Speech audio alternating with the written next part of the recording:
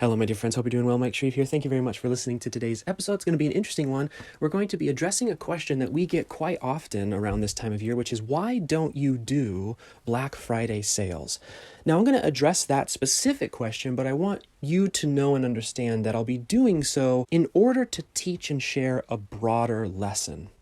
So the fundamental component of this lesson is this: everything has a cost. Everything has a cost. Whether that cost is an investment of time, whether that cost is an investment of team resources or team availability, whether that investment is a cost of actual, like a financial cost, whether it's a cost in lifestyle, whether it's a cost in your ability to do the things that you want to do, etc. Everything has a cost. And unfortunately in marketing, people very rarely either talk about it or even actively seek out trying to understand what that cost is. And so what you get is, and you're going to see this through Black Friday, is you're going to see a significant number of companies hammering your inbox with Black Friday sales. And there will be some of you who think, oh, I wish I had done that, or they must be doing it because they know what they're doing, or they must be doing it because it's so profitable, etc., etc. But no one ever stops to ask, what is it actually costing these companies and these business owners to run this specific sale? The other day, I saw someone post a sort of a brag post about how they had made something like $150,000 in a Black Friday weekend. And I thought to myself, oh my goodness, it costs much more than that in the help industry to run a Black Friday sale. And again, cost is not regulated only to financial costs. I'm going to walk you through what the costs of a Black Friday sale are.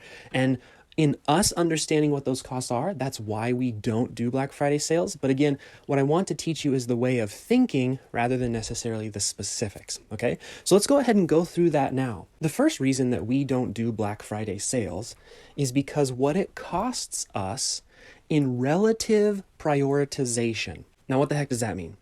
Well, there is a long list of things that this company, Peaceful Profits, can do to generate revenue. The thing we like doing the most is called creating an acquisition funnel. So it's a book or a low ticket funnel, using that to offset ad spend, building up a big old email list of people. From the email list, we then are able to book calls for our back-end services, which are very expensive.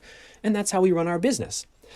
Now, what we like most about acquisition funnels is that they are what's called evergreen, which means you build it once and then you turn it on, and then you can just manage it for years to come, and it will continue to bring in new customers every single day, those customers then turning into back-end sales. Now, that's one of the ways that we make money. It's a way that we really, really like it. The reason I tell you that is because when we talk about prioritization in our company, we have to take into account that we have limited resources in terms of team, in terms of time, and in terms of ability to focus. So when we're looking at something like an evergreen campaign like acquisitions and comparing it to a Black Friday sale, it turns out that what it takes to run a successful Black Friday sale is nearly exactly what it takes to launch a brand new evergreen campaign. So what does that mean? If you're going to run a Black Friday sale, what do you need? You need a sales page of some kind. You need to put the offer together, even if it's just a recycle of a past offer. You need to make it a really big, compelling thing that people will very quickly click the buy button on, because that's the whole purpose of Black Friday sales, they're impulse purchases. And then you need some emails that you then send out to the email list, and et cetera, et cetera. So basically you need a really, really strong offer that needs to be built and compiled. Then you need a bunch of copy to sell that thing. Well, guess what? That's what it takes to create an evergreen acquisitions funnel.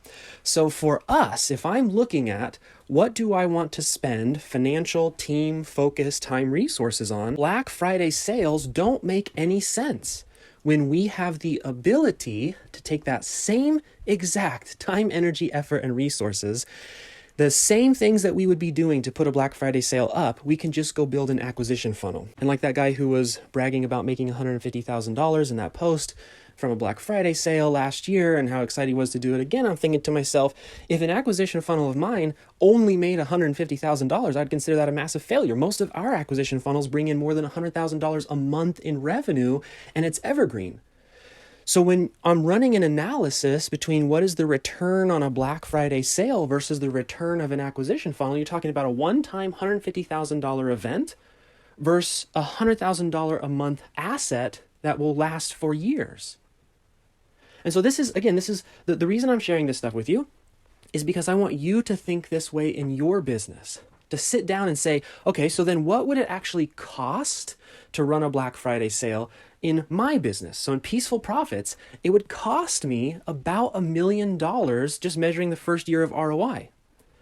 So is $150,000 in a good weekend Black Friday sale worth saying no to or deprioritizing a potential $1.2 million acquisition funnel? And the answer is, for us, no. Why would we do that when we could build something that brings in another $1 million over the next 12 months? It doesn't make any sense. And look, I'm not a hater of Black Friday sales. Don't get me wrong. Just for us in our company, it doesn't actually make any sense whatsoever when we look at it accurately. And that's what I'm trying to impress upon you today, is the ability to accurately look at the opportunity cost, if you're familiar with that term, of doing things in your business. Another reason I don't particularly care for Black Friday sales is this idea of loss leader marketing to a group of customers you already have. So again, in my business, because we use acquisition funnels, our email list is made up of customers. So we've already done the work of taking an offer at low price out into the market and running it to acquire customers at break even or better, right? So we've already have, discounted books and discounted low ticket funnels and all that kind of stuff. So we've already done that work. It doesn't then make sense to do what's called loss leader marketing, which is what fire sales and Black Friday sales are all about, where they massively discount an offer with the hopes that if you buy this offer, you'll upgrade to something else later on. That doesn't make any sense when we've already done that work, and in a much more controlled way, where we actually can measure what the through rate is from customer to back end sale by using acquisition funnels. It doesn't make any sense for us to then do that again. We've already done that with those evergreen funnels. So one of the what you might call tactical advantages of a Black Friday sale or a fire sale no longer makes any sense. We don't need to have another loss leader event in our company because we already have those working every single day, 24 hours a day, 7 days a week, 365, running and well managed by our team. And again, like I said, each one averages about $100,000 a month minimum in total revenue, back end included. So again, it's one of those things where sometimes in business, we do things because we think we should do them without realizing that we might have already done that.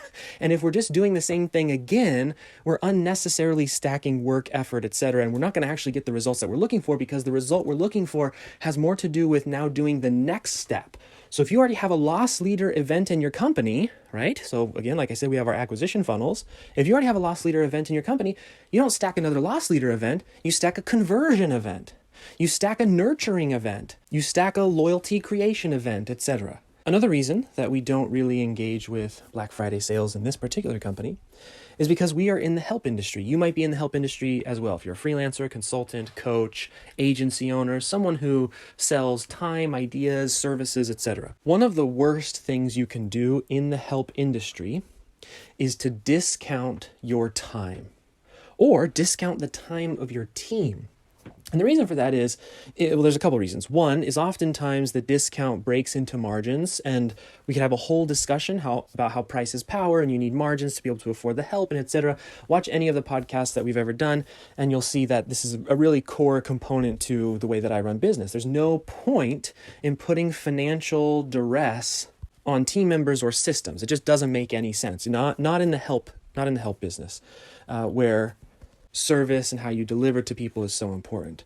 But the other element here is that it begins to negatively affect the thinking of both either yourself, your team, or your customers in a way that becomes addicting.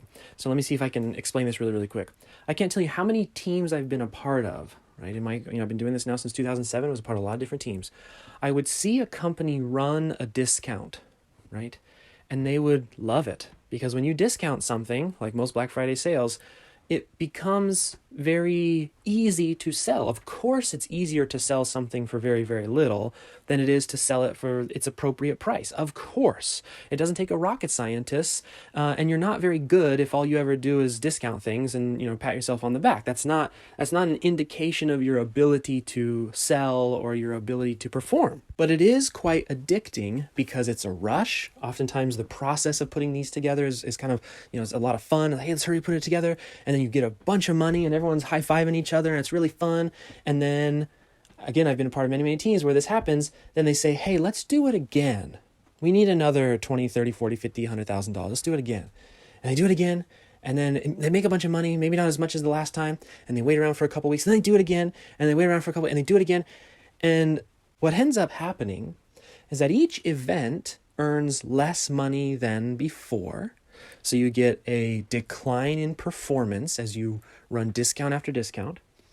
You find that the team involved in this launch-to-launch lifestyle begins to burn out quite quickly. And if you're the only person doing it, then you're going to burn out even more quickly, because trying to do a big, well-run discount launch, Black Friday, flash sale, whatever, it takes some work, it takes some effort. But then you begin to train your audience to expect that discount. And so what often happens is you have these companies and these teams with really great products that have actually created a micro environment that is driving their own price downwards as they have to compete against their own promotions. So in the environment they've created, which is this audience of people, whether it's on social or email or whatever, there is a buying environment that you create as a marketer, business owner, etc. That buying environment dictates how people perceive you and the brand. If you begin to become addicted to discounts, one of the byproducts will be a drop in perception of your brand quality. So for us as a team here at Peaceful Profits, if we go all the way back to the beginning and I say, look, the reason I don't do Black Friday sales is because the time, energy, and effort it would take to make a decent Black Friday sale, I can just go make something that brings us in $100,000 a month anyways. It's called an acquisition funnel. So we know that already. But then to add on top of that, the context of if we start to go down the path of Black Friday discount, flash sale discount type of marketing, we're going to start ruining the perception of our brand. This is what I was trying to mention at the beginning of this audio, which is you have to understand the total cost of the promotion, the campaign, the decision, the offer, the things you do in business. You have to fully understand the total cost. So for us to do a Black Friday sale, it's not just the cost of not building another acquisition funnel. It's not just that $1 million cost. It's not just the cost of the actual team that would then be, putting the offer together and et cetera, et cetera. But then you have the additional cost of a decrease in brand perception, which could also be worth, if not millions, hundreds of thousands of dollars. When you begin to start adding all these things up, for us, it's incredibly clear that a Black Friday sale doesn't make any sense whatsoever. It makes no sense in 10 different ways of looking at it. And whether you're going to do a Black Friday sale or not, it might be right for you right now. Maybe you don't know how to do an acquisition funnel, so you don't have that alternative. Maybe the brand you have right now is the cheap brand, so it makes sense that running Black Friday sales would actually reinforce the brand that you have. It's not about you copying exactly what I do. What the conclusions I have drawn for my business might not be correct for you. What I do hope you do, though, is think things through to the extent that we've demonstrated here, whether it's Black Friday sales, whether it's something else. Because the reality as a business owner is that you will net the quality of the decisions you have made.